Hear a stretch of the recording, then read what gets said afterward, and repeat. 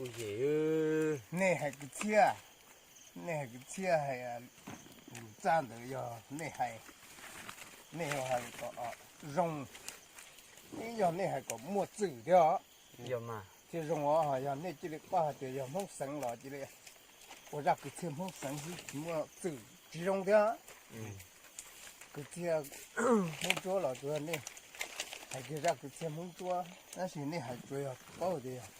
我哋拿住個天門桌，全部走，集中起來。Giờ kìa. 你係個冇走，那嘛，你跑啲啊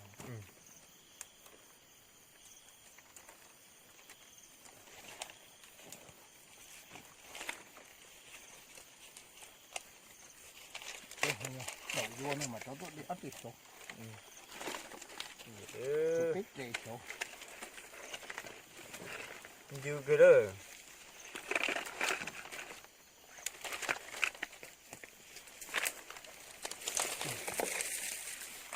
Rung nói. Ui, đầu cử. Cái đế này nè.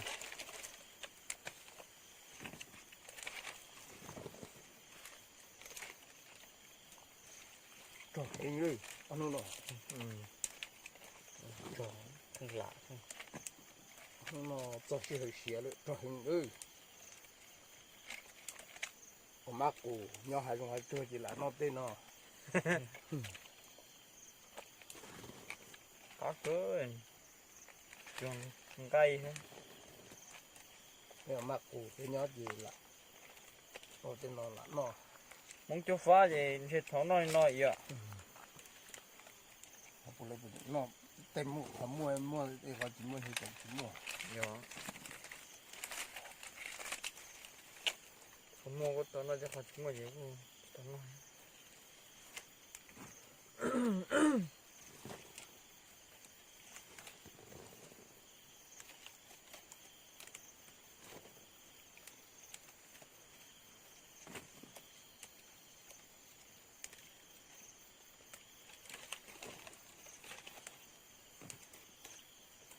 Đi cây đó.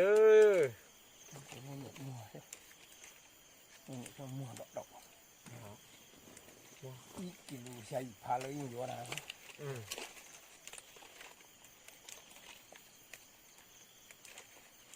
Ít kilo cọc phá. Để cái rau thì là cái mua rồi. Đi chả gì nhìn thấy thứ rồi. À. Cái rau luôn.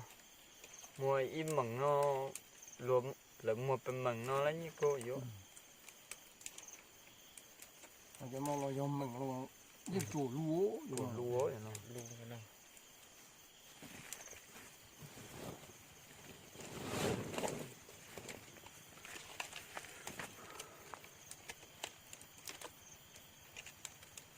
Lúa tự.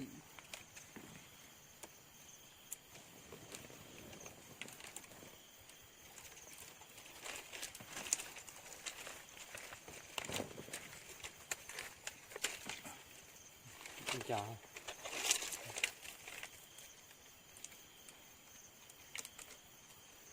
Ý gì rồi ý. Lúa tự.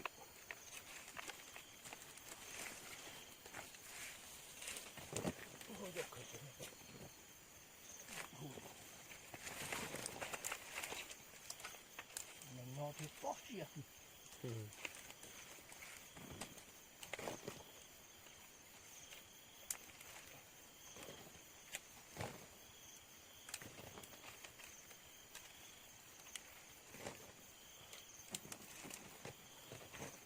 Đậu là luộc rồi kìa. Đậu hũ chụp dễ mà đậu hũ plek krede. Plek krede chụp dễ.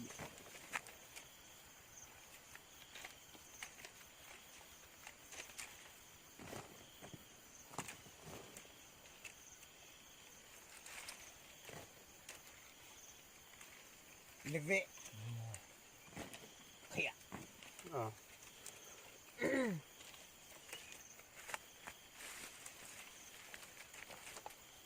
Chỉ cho gì hay lúc đầu tao bỏ có hết loại gì. Dạ. Dạ hết loại. Bây giờ đậu ngon thì phim. Bây giờ cái gì đậu. nhiều chỗ 운동 또 된다 된다 이제 bao được cũng mất nó chỉ hay không nhiều hổ chỉ hổ tôi gọi bao nhiêu chỉ bao nhiêu không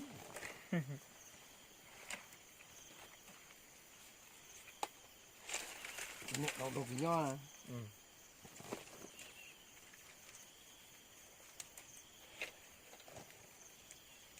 ta có hay đậu hay lú do đó củ xưa này như tàu củ như bao thế gì như tàu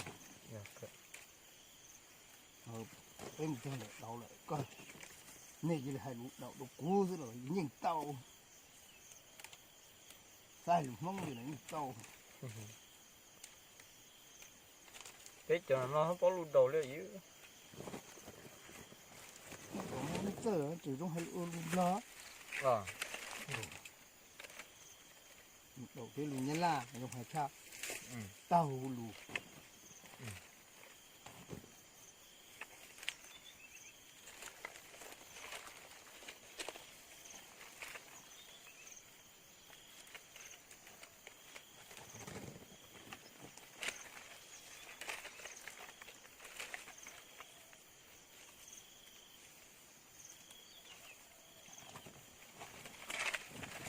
ôi da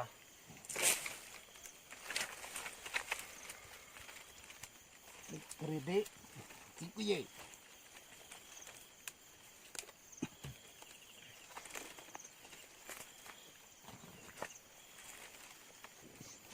cái là mình ngay thôi kìa như này là ngay thôi kìa cái đó găng nó Rồi có đi bước trở luôn.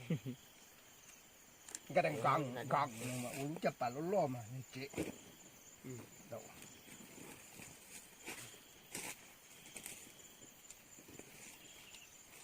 cái đó cung là rõ cái đó găng chị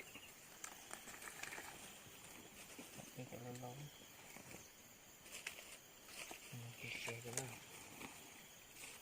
Cái nào. món nào làm thế Là cũ. cái gì nhỏ vậy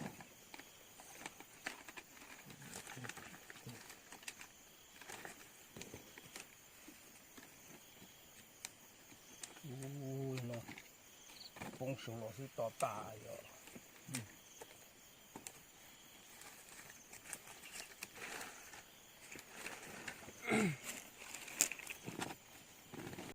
cho nó chỉ cùi dễ cho nó Những mấy số khăn giờ hay mà cái gì cho non.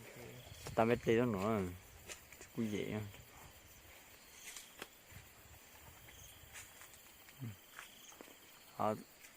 cho nó chỉ tao giò tua chụp lúc nó bỏ đi bỏ hơn cho nó cùi dễ đó Cho nó mặc thử lúc lại trong thằng kia.